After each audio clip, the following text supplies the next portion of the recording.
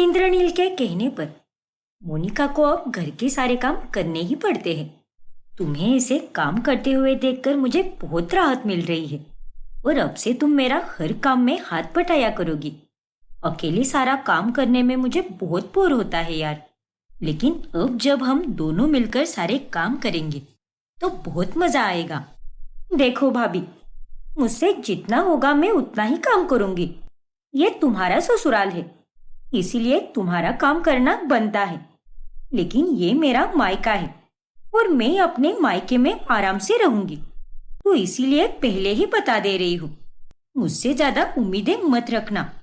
अरे मोनिका, तुम ऐसी बातें क्यों कर रही हो और आजकल इतनी बदली बदली सी क्यों हो गई हो तुम? क्या हुआ है तुम्हें? कुछ नहीं। मोनिका का उर्वशी के साथ काम में हाथ बटाने का बिल्कुल मन नहीं होता, लेकिन इंद्रनील के कहने पर उसे सारे काम करने ही पड़ते हैं। ये लो मोनिका, ये सारे कपड़े मैंने धोकर रख दिए हैं और अब इन्हें छत पर जाकर अच्छी तरह से सुखा देना, ठीक है ना? ठीक है भाभी, मैं कर दूंगी। मोनिका गुस्से में आकर उन कपड़ों को लेकर छत पर चली जाती है और सुखाने के लिए रस्सी पर टांग देती है। अब तो मैं कपड़ों को क्लिप्स लगाऊंगी ही नहीं, ताकि ये सारे कपड़े उड़ जाए और ये लोग मुझे फिर कोई काम ही ना दे। फिर मोनिका वहां से चली जाती है और थोड़ी ही देर बाद तेज हवा के झोंके के कारण सारे कपड़े उड़ जाते हैं और मोहल्ले में सड़क पर चल रही सुनंदा के चेहरे पर जा गिरते हैं, जिससे वो धड़ाम करके नीचे गिर जाती है। हाय रे, सत्यानाश हो। लेकिन ये कपड़े तो मंजू के घर के लग रहे हैं, लेकिन ये मेरे चेहरे पर कैसे उड़कर गिरे? अब भी बताती हूँ इसे मैं। मंजू, अरे ओ मंजुलिका, दरवाजा खोल। अरे क्या हुआ सुनंदा, क्यों सुबह सुबह इतना गला फाड़कर चिल्ला रही है? ये देख, तेरे छत से ये कपड़े उड़कर सीधे मेरे मुंह पर गिरे हैं। अरे तेरे पास अपने कपड़ों को सुखाने के लिए चिमटे नहीं है क्या? इतनी गरीब कब से हो गई तू? क्या? मुझे माफ कर दे बहन, लेकिन मैं अगली बार से ध्यान रखूंगी। जरा अच्छे से ध्यान रखियो, वरना मैं अगली बार सारे कपड़े जला दूंगी। नॉनसेंस कही की। फिर सुनंदा गुस्से में वहां से चली जाती है और उसके बाद मंजू गुस्से में आकर उर्वशी को डांटने लगती है। अरे तू इतनी बेअक्ल कैसे हो सकती है बहू? कपड़े सुखाने के बाद रस्सी पर चिमटे लगाना नहीं जानती क्या तू? ऐसी कौन सी ट्रेन छूट रही थी तेरी, जो तू इतनी जल्दबाजी में थी और चिमटे ही लगाना भूल गई? अरे तेरे इस कारनामे के कारण सारे कपड़े उड़कर सीधे पड़ोस की सुनंदा के मुंह पर गिरे हैं। बेवकूफ कही की। हे भगवान, लेकिन माँ जी, ये कपड़े मैंने नहीं बल्कि मोनिका ने सुखाए थे। हैं? हाँ माँ, मैंने ही सुखाए थे सारे कपड़े और मैं वो रस्सी पर क्लिप्स लगाना भूल गई माँ। अरे ऐसे कैसे भूल गई? तुम्हें इतनी सी भी समझ नहीं है क्या कि कपड़े अगर रस्सी पर टंगाए जाए तो उनके ऊपर चिमटे लगाए जाते हैं? माफ कीजिए पापा, लेकिन मुझे तो ये पता ही नहीं था। क्या कहे आजकल के नौजवानों को। सच में कभी कभी तो मुझे बहुत शर्मिंदगी महसूस होती है कि तुम जैसे बच्चे हमारे बच्चे हैं। फिर इस बार तो गलती कर दी है, लेकिन अगली बार से मत करना और चिमटे लगाना बिल्कुल मत भूलना। हाँ पापा, जरूर। मुझे तो ये लगा था कि पापा उर्वशी से सीधे सीधे कह देंगे कि वो मुझे कोई काम ही ना दे, लेकिन यहाँ तो कुछ ऐसा हुआ ही नहीं। इसका मतलब अब मुझे आगे चलकर भी काम करना होगा। अरे यार। फिर एक रोज। अरे कहाँ जा रही हो तुम बहू? 2 घंटों से खड़ी हो तुम रसोई में और अब वापस बाहर जा रही हो? वो पापा जी, घर के लिए थोड़ा बहुत सामान लाना था ना, इसीलिए मैं बाजार जा रही हूँ। अरे तो फिर तुम इतनी दिक्कत क्यों ले रही हो? मोनिका है ना, सुबह से उसने कुछ भी काम नहीं किया है। उसे कह दो बाजार से सामान लाने के लिए, उतनी ही वो समझदार बनेगी। लेकिन पापा जी, वो अपने कमरे में मूवी देख रही है, देखने दीजिए ना उसे। तब तक मैं फटाफट जाकर सारा सामान लेकर आती हूँ। नहीं बहू, वो तुम्हारी सहेली थी, लेकिन अब वो तुम्हारी ननद है। इसीलिए उसकी तरफदारी करना बंद करो और जो मैंने कहा है वही करो। उससे ज्यादा अच्छे गुण तो तुम में है और एक भाभी होने के नाते अब तुम ही उसे सुधार सकती हो। फिर इंद्रनील मोनिका को बाहर से सामान लाने के लिए कहता है। लेकिन पापा, मैं अपनी पसंदीदा मूवी देख रही हूँ, प्लीज मुझे देखने दीजिए ना। मैं बाद में जाकर लेकर आऊंगी सामान, या फिर भाभी को ही जाने दो ना। नहीं मोनिका, तुम्हें ही जाना होगा। और बहू, इसे सारे सामान की लिस्ट दे दो। जी पापा जी। ये लो मोनिका। मोनिका को अब ना चाहते हुए भी बाजार में जाना ही पड़ता है और तभी वहां पर मंजू आती है। ये आप क्या कर रहे हो इंद्रनील जी? अपनी ही बेटी के साथ इस तरह से पेश क्यों आ रहे हो? मायके में रहकर उसे अगर ये सुख नहीं मिलेगा तो कहाँ मिलेगा? शादी के बाद तो उसे ये सारे काम करने ही हैं। तो अब तो उसे आराम करने दीजिए ना। तुम तो चुप ही रहो मंजू। तुम्हारी ही छत्र छाया में रहकर मोनिका का ये हाल है। उसे तो बस घूमना फिरना, मजे करना और फोन इस्तेमाल करना आता है। लेकिन अपने ससुराल जाने के बाद जब उसके कंधे पर अपने घर गृहस्थी की जिम्मेदारी आएगी तब क्या होगा? इसके बारे में कभी सोचा है क्या तुमने? इंद्रनील की ये बातें सुनकर मंजू एक बार फिर से चुप हो जाती है। वहीं दूसरी तरफ ये पापा और मोनिका तो मुझसे बहुत काम करवा रहे हैं। अब देखो, फिर से एक बार मैं सारे काम बिगाड़ दूंगी, जिसके चलते मुझे आइंदा से कोई काम ही नहीं देगा। फिर मोनिका जानबूझकर बाजार से सारा गलत सामान ही उठाकर लाती है और उसे देखकर उर्वशी काफी परेशान हो जाती है। ओफो मोनिका, ऐसा क्यों किया तुमने? तुम्हें मैंने सब कुछ ठीक से लिख कर दिया था ना लिस्ट में, लेकिन उसके बावजूद भी तुमने सारा सामान गलत लाया है। मोनिका, ये सब क्या चल रहा है तुम्हारा? जब अपने लिए खरीदारी करने जाती हो तब तो सारा सामान बराबर से लेकर आती हो, तो फिर अब क्या हुआ है तुम्हें?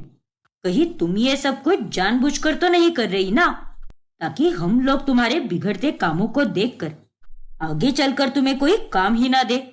हाँ हाँ। अरे नहीं पापा, ऐसा कुछ भी नहीं है। वाकई में मुझे कुछ कुछ काम नहीं आते हैं और आज तो मैं बाजार में पहली बार गई थी, इसीलिए मुझे तो कुछ समझ ही नहीं आ रहा था। अरे रहने दो ना पापा, सब कुछ नया नया है मोनिका के लिए, लेकिन वक्त के साथ धीरे धीरे वो सब कुछ सीख जाएगी। और उर्वशी है ना, ये इसे एकदम अपनी तरह बना देगी। क्यों उर्वशी? हाँ सागर, बिल्कुल। मोनिका की चाल फिर एक बार नाकामयाब हो जाती है। मुझे तो ये लगा था कि घर वाले इस बार तो मुझे हमेशा हमेशा के लिए काम देने से मना ही कर देंगे, लेकिन मेरे पापा भी ना, सच में कोई हिटलर से कम नहीं है। और ऊपर से मेरी नालायक सहेली उर्फ मेरी नालायक भाभी, जो मेरा साथ देने के बजाय मेरे सिर पर चढ़ के बैठी है। फिर ऐसे ही एक रात, अरे अब तो सो जाओ सागर, 1 बजने आया है रात के, और इतनी देर रात तक काम करोगे तो तुम्हारी आंखें खराब हो सकती है। अरे हाँ बाबा, बस थोड़ा ही काम बाकी है और इसे पूरा करने के बाद लैपटॉप बंद करके मैं आराम से सो जाऊंगा, क्योंकि कल का दिन तो छुट्टी का दिन है ना। ठीक है सागर, तब तक मैं तुम्हारे लिए कॉफी बना कर लाती हूँ, क्योंकि तुम्हें और आधा घंटा तो लग ही जाएगा। हाँ उर्वशी, ये सही रहेगा। अच्छी सी कॉफी बनाना, उससे मुझे काम करने में और फुर्ती आएगी। ओके पतिदेव, अभी बना कर लाती हूँ। उर्वशी अब रसोई में जा ही रही होती है, तभी वो मोनिका को घर के पीछे के गेट से अंदर आते हुए देख लेती है। ये क्या? ये मोनिका रात के 1 बजे कहाँ से आ रही है? खाना खाकर तो ये 10:30 बजे ही अपने कमरे में चली गई थी। इसका मतलब ये उसके बाद चुपके से बाहर निकली है। अरे मोनिका, ये शराब की बदबू, इसका मतलब तुम बाहर शराब पीने गई थी? अरे धीरे बोलो ना। उर्वशी की आवाज सुनकर सागर, मंजू और इंद्रनील भी वहां पर आ जाते हैं। मोनिका, तुम्हें जरा भी शर्म नहीं आती क्या? घर में शराब पीकर आई हो तुम? छी! अरे इसके तो बहुत पर निकल आए हैं पापा। इससे तो घर का कोई काम होने से रहा, लेकिन इससे ये सब करवा लो, फिर अच्छे से हो जाएगा सब कुछ। क्यों, सही कहा ना मैंने? बेशर्म कही की। फिर इंद्रनील मोनिका को एक थप्पड़ लगाता है। अरे रहने दीजिए ना, हो गई गलती इससे, दोबारा ऐसा बिल्कुल नहीं करेगी। ये सब क्या है मोनिका? शादी के पहले भी तुम्हें मैंने बार बार समझाया था कि अपने शराबी दोस्तों से दूर रहे, वो लोग अच्छे नहीं हैं और उनकी संगत में रहकर तुम भी बिगड़ने लगी हो। शराब का सेवन करना सेहत के लिए कितना हानिकारक होता है ये तो तुम अच्छे से जानती हो, लेकिन उसके बावजूद भी तुम ये सब कर रही हो। माफ कर दीजिए मुझे, मैं आइंदा से शराब बिल्कुल नहीं पीऊंगी। बस बहुत हुआ, कल से अगर तुम शाम के बाद घर से बाहर निकली तो मुझसे बुरा और कोई नहीं होगा, और अगर तुम्हें घर के बाहर जाना है तो तुम्हें किसी के साथ ही जाना होगा, लेकिन अकेले तुम कहीं भी नहीं जाओगी। क्या? लेकिन पापा, मुझे नई जॉब ढूंढनी है। जॉब वॉब करने की कोई जरूरत नहीं है। अब जाओ, अपने कमरे में जाकर सो जाओ। शुक्र मनाओ कि इस बार तो मैं तुम्हें माफ कर रहा हूं, लेकिन अगली बार यही गलती दोबारा से हो गई तो मैं तुझसे सारे रिश्ते नाते ही तोड़ दूंगा, समझी कि नहीं? ठीक है पापा। फिर मोनिका अपने कमरे में चली जाती है। ये सब उस उर्वशी के कारण ही हुआ है। अगर वो जोर से नहीं बोलती तो माँ, पापा और भैया वहां पर आते ही नहीं। फिर उस दिन के बाद से मोनिका अब घर से बाहर जाती ही नहीं, और अगर उसे जाना होता तो वो किसी ना किसी के साथ ही जाती, और उसके साथ सभी लोग सख्ती से पेश आते, सिवाय मंजू के। अरे मोनिका, आज की रोटियां तुम बनाओ, क्योंकि सिर्फ देखने से कुछ नहीं सीख पाओगी तुम, तुम्हें खुद से बनाना भी होगा, तभी जाकर सीख पाओगी तुम। अच्छा ठीक है, वैसे कितनी रोटियां बनानी है? लगभग 14 से 15 रोटियां। क्या? 14 से 15?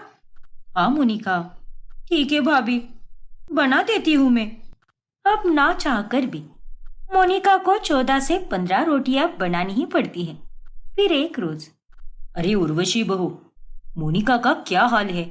वो सारे काम सही से तो कर रही है ना? कुछ सीखा कि नहीं उसने? हाँ पापा, धीरे धीरे वो सब कुछ सीख रही है, बस कुछ दिन और, फिर अच्छे से वो सीख जाएगी। तब तक हमें उसकी शादी की तैयारियां शुरू कर देनी चाहिए, क्योंकि अब उसकी शादी की उम्र हो चुकी है। हाँ बहू, ये बात तो तुमने बिल्कुल सही कही। अरे लेकिन इतनी भी क्या जल्दी है? बीच में बोलना बंद करो मंजू। हम अच्छी तरह से जानते हैं ये कौन सा काम कब किया जाना चाहिए। अरे मोनिका के लिए लड़के ढूंढना अभी से शुरू कर देंगे, तब जाकर 1-2 साल में उसकी शादी हो पाएगी। उनकी यह सारी बातें मोनिका चुपके से सुन लेती है, और वो अब काफी परेशान हो जाती है। हे भगवान, ये सब मेरे साथ क्या हो रहा है? दिन ब दिन मेरी जिंदगी इतनी कठोर क्यों बनते जा रही है? ये सब उस उर्वशी के कारण ही हो रहा है। वही दिन रात पापा के कान भरती रहती है, और मेरी शादी की बात भी उसी ने छेड़ी है। इस तरह से परेशान होकर मोनिका अब उर्वशी के पास चली जाती है। अरे उर्वशी, ये तुम्हें क्या हो गया है यार? उर्वशी नहीं मोनिका, भाभी कहो। अरे जब तुम मेरी भाभी नहीं थी तब तो हम दोनों का रिश्ता कितना अच्छा था, बिल्कुल किसी सगी बहनों की तरह। फिर अब तुम इतनी बुजदिल कैसे हो गई हो? आखिर मेरे साथ एक भाभी की तरह तुम पेश क्यों आ रही हो? क्यों? तुम भी तो ननद की तरह पेश आ रही थी ना मेरे साथ। भूल गई क्या अपनी हरकतें? या फिर याद दिलाऊं तुम्हें? अरे तुम्ही ने कहा था ना कि ये मेरा मायका है, इसलिए मुझसे जितना होगा मैं उतना ही काम करूंगी। तुम ही मेरे साथ पहले वैसे पेश नहीं आई, लेकिन उसके बावजूद भी मैंने हमेशा तुम्हारे साथ अच्छा ही किया है। देखो बहन, प्लीज ऐसा मत करो। अरे एक ननद भाभी के होने से पहले हम दोनों पक्की सहेलियां है ना। प्लीज पापा से कह दो कि मुझे ये शादी नहीं करनी है। फिलहाल तो मुझे अपनी जिंदगी जीनी है, वो भी एकदम मजे से। प्लीज उर्वशी, एक अच्छी सहेली होने का फर्ज निभाओ यार। ये तुम क्या कह रही हो मोनिका? एक ना एक दिन तुम्हें तो शादी करनी ही है, और तुम तो ये भूल ही जाओ कि मैं ऐसा कुछ करने वाली हूँ। और अब तो तुम ये भी भूल जाओ कि हम दोनों कभी सहेलियां थी। अब तो हम दोनों के बीच में केवल एक ननंद और भाभी जैसा ही रिश्ता रहेगा, और वही हमारे लिए सही भी रहेगा। क्या? उर्वशी के मुंह से ये बातें सुनकर अब मोनिका और परेशान हो जाती है। अब आगे क्या होगा जानने के लिए हमारा अगला भाग देखना ना भूलें।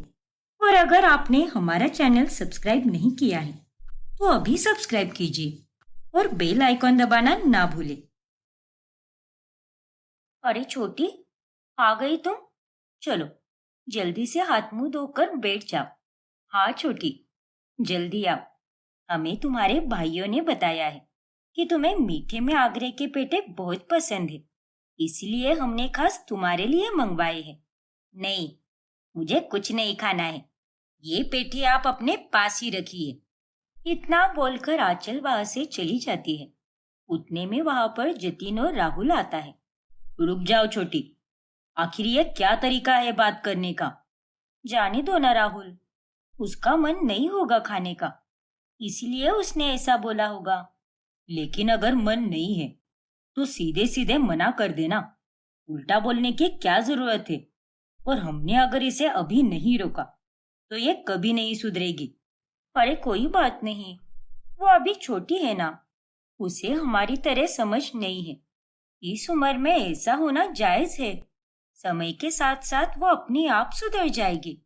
हाँ, वरना डांट कर उल्टा वो ज्यादा बिगड़ेगी। सोनिया और नैना की बात मानकर जतिन और राहुल आंचल को कुछ नहीं बोलते। इन दोनों भाभीियों का कुछ ना कुछ तो करना ही पड़ेगा। अब तो मैं इन चारों में इतनी दूरियां लाऊंगी कि वो लोग हमेशा हमेशा के लिए अलग हो जाएंगे, और फिर मेरे भाई मुझसे कभी दूर भी नहीं होंगे। फिर एक दिन जब राहुल का जन्मदिन होता है, तभी नैना उसके लिए बहुत कुछ प्लान करती है। भाभी, मुझे माफ कर देना, लेकिन उस दिन मेरा सहेली के साथ झगड़ा हो गया था, इसीलिए मैंने वो पेठे खाने से मना कर दिया। लेकिन आज मेरा मूड एकदम मस्त है। चलिए आज हम साथ मिलकर पेठे खाएंगे, आइए ना।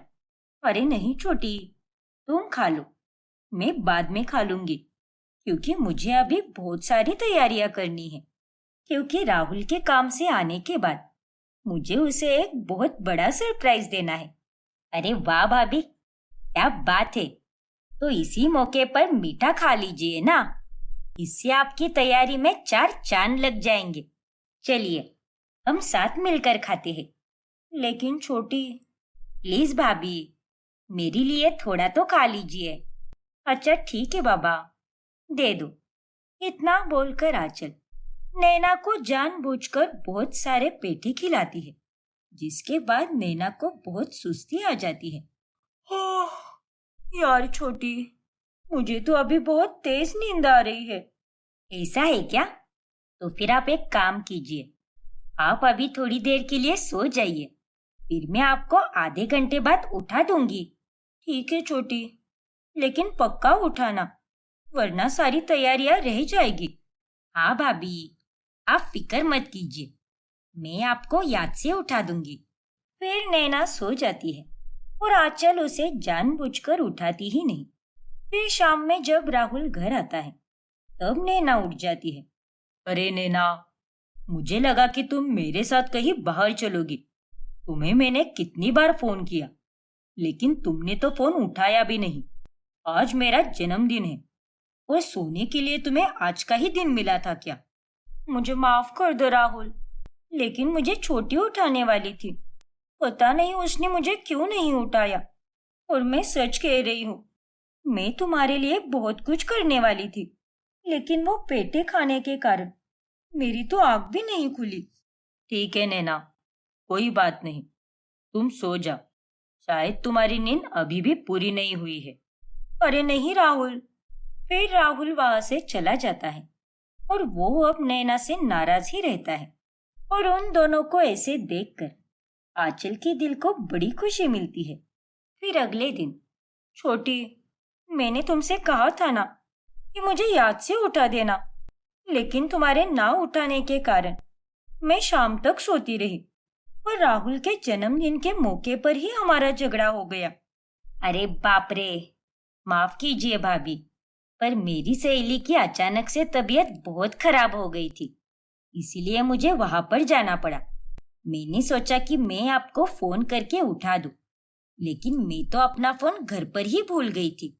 और जब मैं घर पर वापस आई, तब मुझे लगा कि आप खुद से उठ गई होंगी।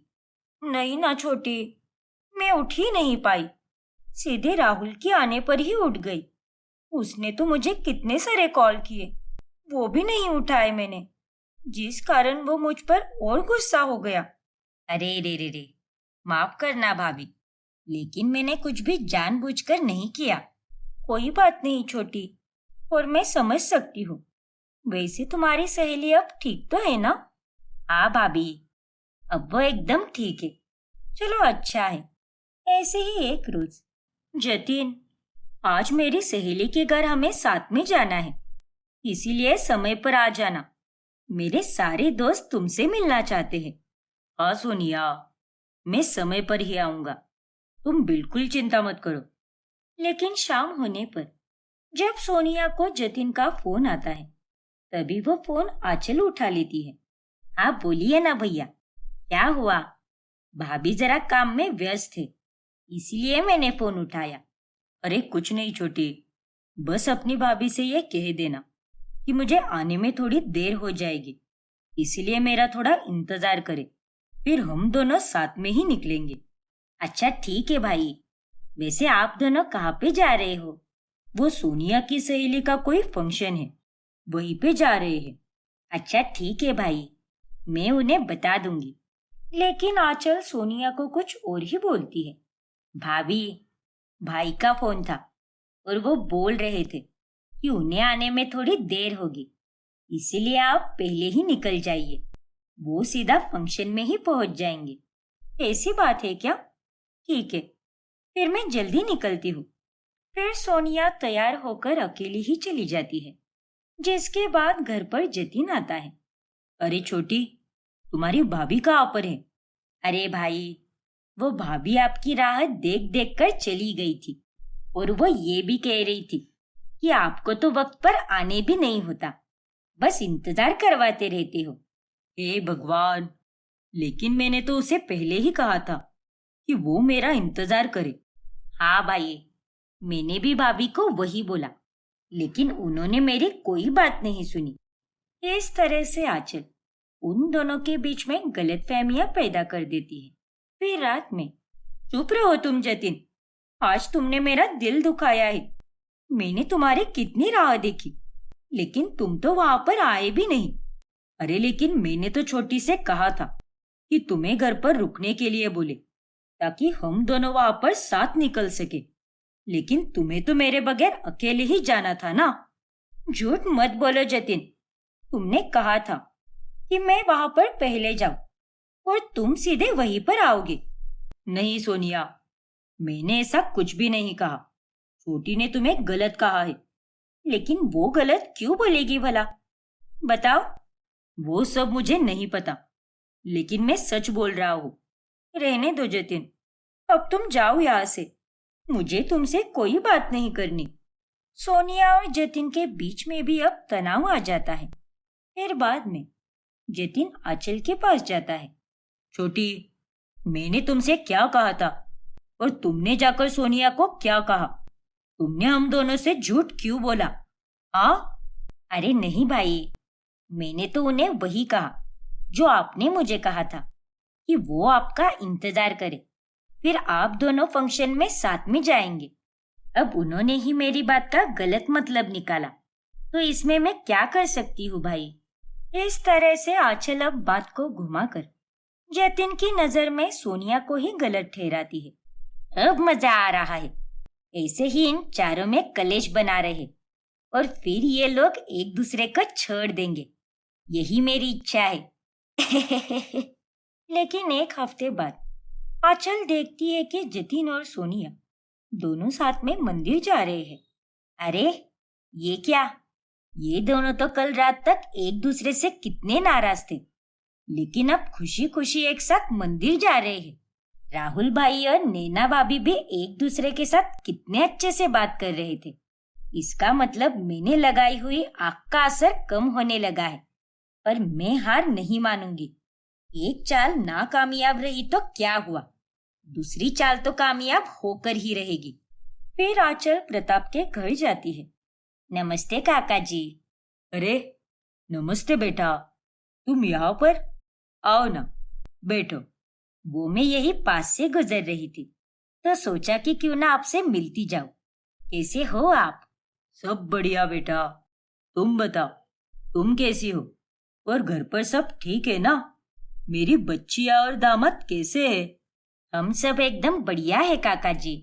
बस पिछले एक हफ्ते से दोनों भाई और भाभीयों में थोड़ी सी अनबन चल रही थी। कुछ हुआ था उनमें राहुल भाई के जन्मदिन पर, और उसके अगले दिन सोनिया भाभी और जतिन भाई के बीच में। क्या? ये तुम क्या कह रही हो? हाँ काका जी, दोनों भाई भाभी एक दूसरे से सीधे मुंह बात भी नहीं कर रहे थे। पिछले एक हफ्ते से चल रहा है ये सब, और मैंने उन्हें पूछना भी ठीक नहीं समझा। अच्छा नहीं लगता ना, इसीलिए। हे भगवान, ये तो बड़ी चिंता वाली बात है। सो तो है। आंचल अब प्रताप को भी भड़काती है, जिसके बाद वो उन चारों को फोन करके समझाता है। हाँ बेटा, मैं तुम्हारी बात समझ सकता हूँ, लेकिन फिर भी मेरी बेटियों के साथ अच्छे से रहो तुम दोनों। उन्हें भी समझ कर लो। समझ रहे हो ना मेरी बात? हाँ पापा जी, बस थोड़ी सी गलतफहमियां हो गई थी, और कुछ नहीं। पर हम आपकी बातों पर जरूर ध्यान देंगे। ठीक है बेटा, एक बार सोनिया से बात कराना। नमस्ते पापा। बोलिए, कैसे हो आप? वो सब छोड़ो सोनिया, तुम ये बताओ, ये मैं क्या सुन रहा हूँ आंचल से? आखिर तुम लोग लड़ झगड़ क्यों रहे हो? तुम्हारी मर्जी से ही मैंने शादी कराई थी ना, और तुम्हारी शादी को अभी तक एक महीना भी पूरा नहीं हुआ है कि तुम लोगों ने झगड़े शुरू कर दिए। नहीं पापा, ऐसी कोई बात नहीं है। वो तो बस छोटा सा झगड़ा था, कोई बड़ी बात नहीं है, और अभी सब कुछ ठीक है। अगर इतना ही छोटा झगड़ा था तो तुम लोग एक दूसरे से पूरे एक हफ्ते तक नाराज क्यों थे? यही सब करते रहोगे तो कैसे चलेगा बेटा? नैना और राहुल को भी ये बात समझा देना, और सब साथ में खुशी से रहना। ठीक है ना? हाँ पापा, आप चिंता मत कीजिए, मैं आपकी बात अच्छे से समझ गई। अब से हमारे बीच कोई लड़ाई नहीं होगी। फिर आंचल जब घर पहुंचती है तभी उस पर सभी लोग नाराज होते हैं। देख छोटी, हर पति पत्नी के बीच मनमुटाव तो होता ही रहता है, लेकिन इसका मतलब ये थोड़ी ना होता है कि तुम सीधे जाकर पापा को सब कुछ बताओ। हाँ छोटी, ये तुमने सही नहीं किया। भाभी, आप दोनों तो मुझे ऐसे डांट रही हो जैसे कि मैं वहां पर जानबूझकर गई थी। मैं तो बस वहां से गुजर रही थी, तो सोचा कि उनसे मिल लूं, और फिर बातों बातों में उन्हें आप लोगों की लड़ाई के बारे में बता दिया। तो उसमें क्या गलत किया मैंने? कुछ गलत नहीं है छोटी, पर ये सब बताना जरूरी नहीं था। तुम अब बड़ी हो चुकी हो, और तुम्हें समय के साथ समझदार बनना पड़ेगा। हाँ छोटी, तुमने हमारे पापा को खामखा परेशान कर दिया, और अब वो इसी बात की चिंता करते बैठेंगे, और उनकी तबीयत भी खराब हो जाएगी। हाँ छोटी, आइंदा से ऐसा मत करो। घर की बातें घर में ही रखा करो। माफ कीजिए भाभी, लेकिन सच में मैं ही बेवकूफ थी जो वहां पर चली गई। इतना तो कभी मुझे मेरे भाइयों ने भी नहीं डांटा जितना कि आप दोनों डांट रही हो। जाने दो, आप दोनों को मैं बुरी लगती हूँ तो लगने दो। हूँ मैं बुरी? अरे छोटी, तुम हमारी बात का गलत मतलब निकाल रही हो। हम तुम्हें बुरी थोड़ी ना कह रहे हैं। बात को ठीक से समझने की कोशिश करो ना। हाँ छोटी। लेकिन आंचल वहां से गुस्सा होकर चली जाती है। जो भी हो, इन सबको काका जी से डांट पड़वा कर बहुत मजा आया। अब काका जी के मन में मेरे दोनों भाइयों की गलत छवि बन गई है, और अब तो मैं ऐसी एक और चाल चलूंगी जिसके बाद तो वो मेरे दोनों भाइयों पर और ज्यादा गुस्सा हो जाएंगे। और फिर ये रिश्ता तोड़कर अपनी बेटियों को यहाँ से वापस लेकर जाएंगे।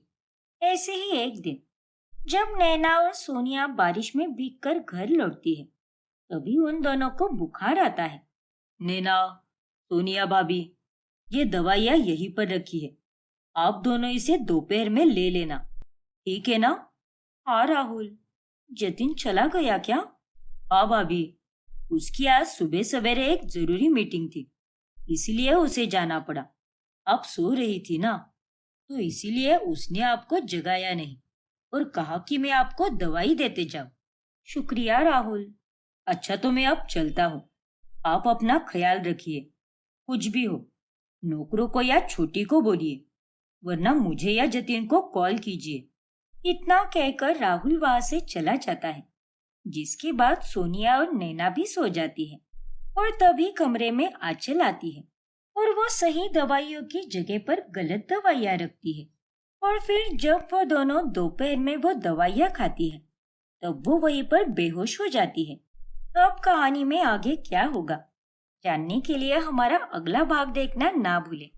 और अगर आपने हमारा चैनल सब्सक्राइब नहीं किया है, तो अभी सब्सक्राइब कीजिए और बेल आइकॉन दबाना ना भूलें। अरे घटिया लड़की, इस घिनौनी हरकत को करने के बाद तू मर क्यों नहीं गई? बेशरम कही की। छी छी छी छी, अब हम लोगों को क्या मुंह दिखाएंगे? ये तूने क्या कर दिया रे कलमुही? सत्यानाश हो तेरा। अरे किस हरामखोर का बच्चा है तेरे पेट में? बता हमें। वो पापा। वो लड़का भाग चुका है पापा। मैं और रूपल गए थे उसके पास। क्या? इसका मतलब तुझे सब कुछ पहले से ही पता था? अरे नहीं, मैं आप लोगों को सब कुछ सच बताती हूँ। रूपल की हरकतें देखकर मुझे उस पर पहले ही शक हो चुका था। और जब मैं और रूपल आपके लिए केक लाने गए थे, तभी फिर पल्लवी सबको सारी सच्चाई बताती है। वो उन्हें यह भी बताती है कि नवीन अब कभी नहीं लौटेगा, क्योंकि वो डरकर रफू चक्कर हो चुका है।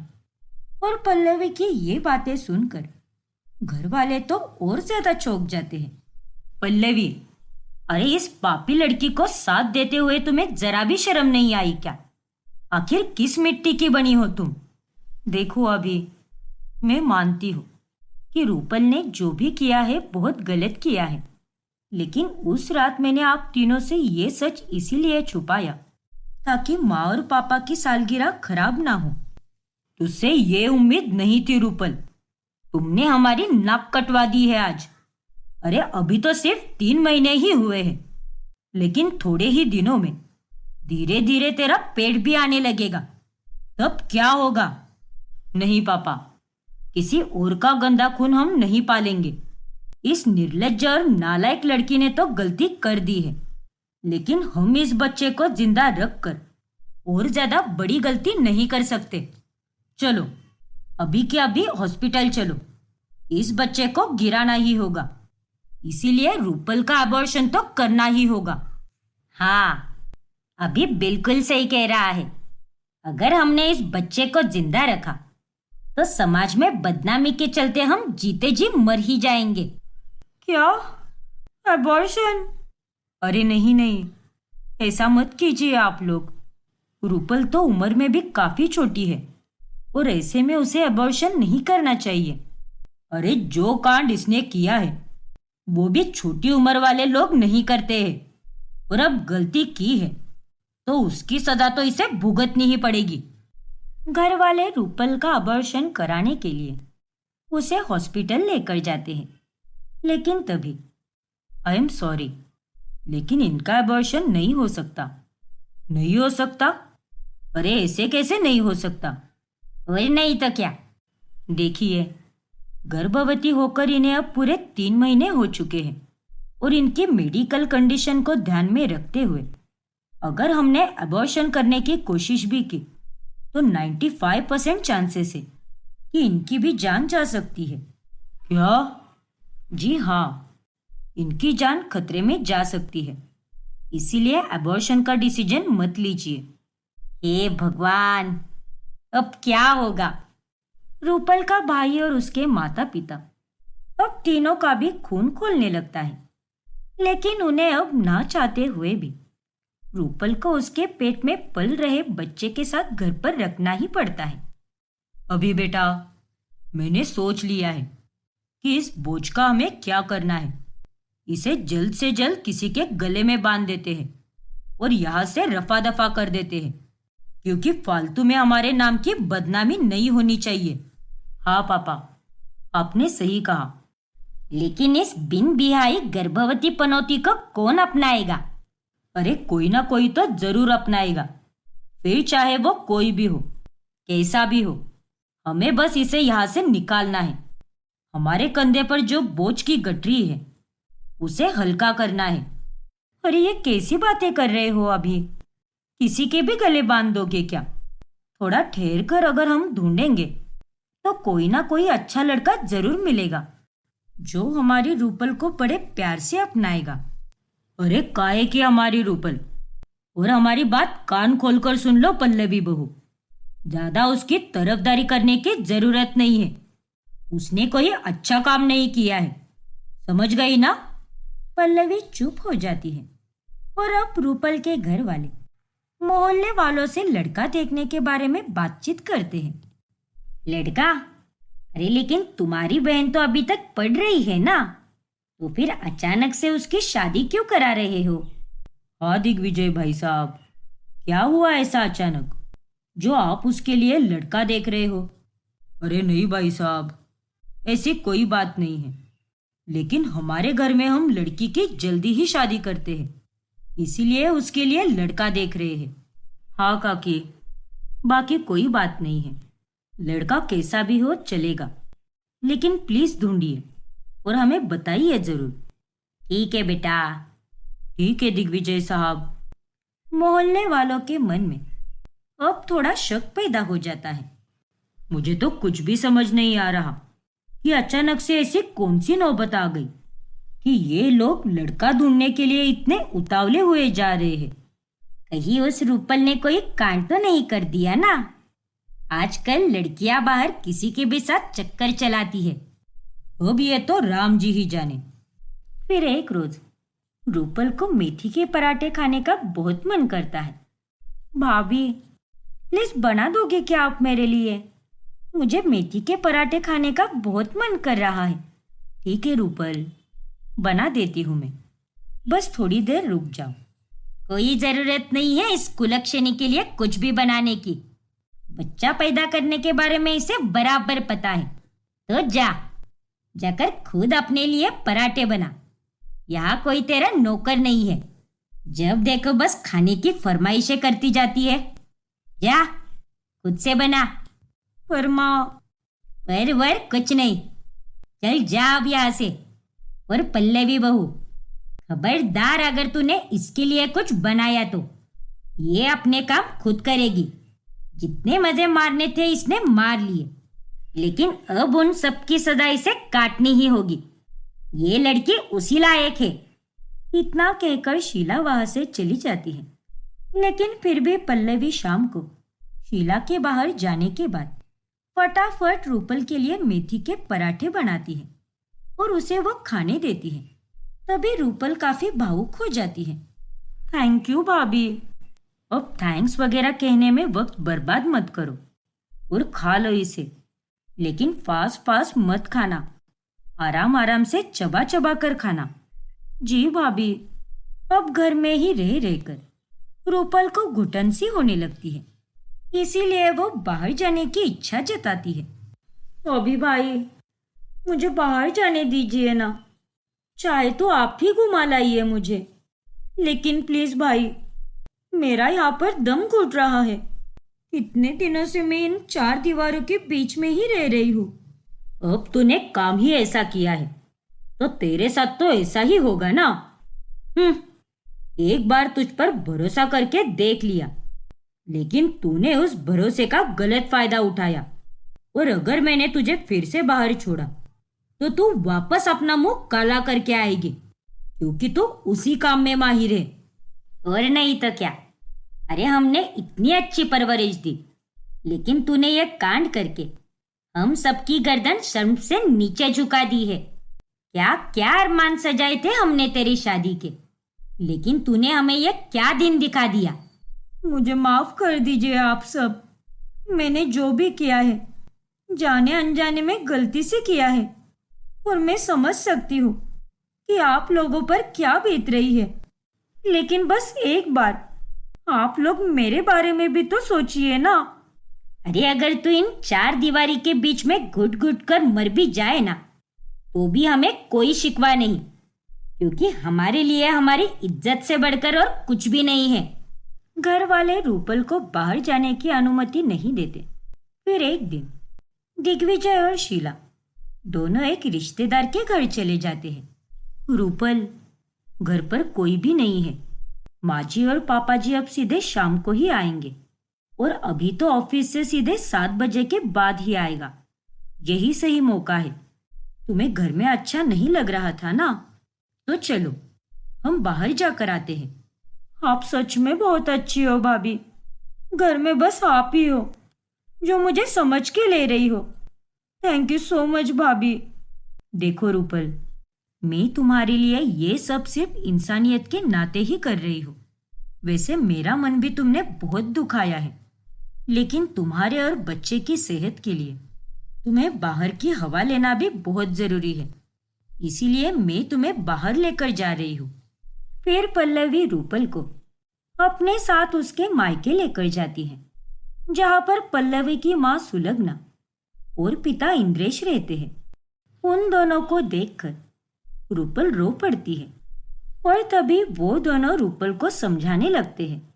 देखो रूपल, तुम हमारी छोटी बेटी जैसी हो, और किसी माँ बाप को अगर ये पता चले कि उनकी बेटी बिना शादी के गर्भवती हो चुकी है, तो उन्हें गुस्सा आना तो जायज है।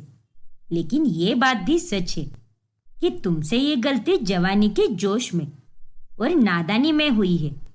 इसीलिए माफी ना सही, लेकिन आखिरी मौका तो तुम्हें जरूर देना चाहिए। अब जो हो गया सो हो गया। बार बार अपनी किस्मत पर दोष देना सही नहीं। लेकिन बेटी, तुम्हें एक बार तो सोच लेना चाहिए था। यही तो गलती करते हैं आजकल के नौजवान, बिना सोचे समझे कुछ भी कर बैठते हैं। खैर, तुम्हें घबराने की कोई जरूरत नहीं है। मुझे पूरा भरोसा है कि तुम्हारे घर वाले तुम्हारी शादी किसी अच्छे घराने में करेंगे। नहीं पापा, उसी बात का तो डर है। अभी माँ जी और पापा जी, उन तीनों का तो बस यही कहना है कि रूपल की शादी जल्द से जल्द करानी है, और उसके लिए वो रूपल को किसी के भी गले बांध सकते हैं, फिर चाहे वो लड़का कैसा भी हो। हे भगवान! इंद्रेश जी, ऐसा है तो फिर आप एक बार समधी जी से बात कीजिए। वो लोग ऐसे कैसे कर सकते हैं? किसी के भी गले बांध देंगे क्या रूपल को? माना कि इससे बहुत बड़ी गलती हुई है, लेकिन है तो वो अपनी ही बेटी ना। नहीं सुलग्ना आंटी, ऐसा कुछ मत कीजिए, और आप लोग इन सब में मत पड़िए। अब मेरी किस्मत में जो होना है वो होकर ही रहेगा। मेरी गलती की सजा मुझे भुगतनी ही होगी। अब कोई कुछ नहीं कर सकता। रूपल बेटा, यूं नकारात्मक मत सोचो। सब कुछ ठीक होगा। हम दोनों ईश्वर से तुम्हारे लिए प्रार्थना करेंगे, और हम अपनी तरफ से पूरी कोशिश करेंगे कि तुम्हारे साथ कुछ गलत ना हो। इंद्रेश और सुलग्ना से मिलने के बाद पल्लवी और रूपल वापस अपने घर लौटते हैं, लेकिन तभी वहां पर पहले से ही शीला और दिग्विजय आ चुके होते हैं। आओ आओ, तुम दोनों का ही इंतजार था। अरे तुम दोनों को क्या लगा कि हम लोग लेट आएंगे और तुम दोनों बाहर जाकर आराम से आओगे? हाँ पल्लवी बहू, तुम इसे बाहर लेकर क्यों गई? पता है ना इसका पेट अब थोड़ा थोड़ा बाहर निकलने लगा है, और ऐसे में तुम भी हमारी बात क्यों नहीं सुन रही? क्यों इस बेशरम लड़की का साथ दे रही हो तुम? पर पापा जी, इन चार दीवारों में रहकर इसका दम घुट रहा था। अरे चाहे इसका दम घुटे या फिर इसे कुछ हो जाए, लेकिन आज के बाद तुम इसे कहीं भी लेकर नहीं जाओगी, समझ गई ना? और तू रूपल, अब अपने कमरे में जा, और खबरदार जब बाहर निकली तो वरना मैं तुझे घर में भी अब एक कमरे में ही कैद करके रखूंगी। फिर तो तू घर में भी घूम फिर नहीं पाएगी। ठीक है माँ। फिर उस दिन के बाद से रूपल ज्यादातर अपने कमरे में ही रहने लगती है। उसकी फाइनल एग्जाम जब नजदीक आती है तब वो नोट्स मांगने के लिए अपनी कॉलेज की सहेली सानिया को फोन कॉल करती है। ना बाबा ना, मैं तुझे नोट्स तो क्या, तुझसे तो मैं 1 मिनट बात भी नहीं करने वाली। अरे तुझ जैसी घटिया लड़की के साथ बात करके मुझे अपनी इज्जत कम नहीं करनी। यार सानिया, तू तो ऐसे मत बोल, तू मेरी अच्छी सहेली है ना। ए नहीं थी। अरे तूने जो करामती की है ना, उसके बाद मैं तेरे साथ अब कभी बात नहीं कर पाऊंगी। अगर मेरी माँ को पता चला कि मैं तेरे जैसी फालतू किस्म की लड़की के साथ दोस्ती रख रही हूँ तो वो तो मेरी चटनी बना देगी। चल अब फोन रख और मुझे वापस फोन मत करना। बाय। सानिया, हेलो सानिया, मेरी बात तो सुन। तभी अचानक से वहां पर अभी आता है और वो रूपल से उसका फोन छीन लेता है। अरे भाई, मेरा फोन। नहीं मिलेगा तुझे तेरा फोन। अरे आज तो तू इस फोन से अपनी सहेली से बात कर रही है, लेकिन कल को फिर कोई नई मुसीबत गले पड़वाएगी हमारे। तू अब आगे नहीं पड़ेगी। भूल जा अपनी फाइनल एग्जाम को और अपने करियर को भी भूल जा। और अब से ये तेरा फोन मेरे पास ही रहेगा। लेकिन भाई, भाई प्लीज, प्लीज ऐसा मत कीजिए। मुझे पढ़ना है, मुझे अपना ग्रेजुएशन कंप्लीट करना है भाई। प्लीज भाई, मैं आपके सामने हाथ जोड़ती हूँ। रूपल अभी के सामने खूब विनती करती है, लेकिन वो उसकी एक नहीं सुनता। अब इस कहानी में आगे क्या होगा? क्या रूपल आगे पढ़ पाएगी? अब ये कहानी नए और चौंका देने वाले मोड़ से गुजरेगी। इसीलिए हमारा अगला भाग देखना ना भूले।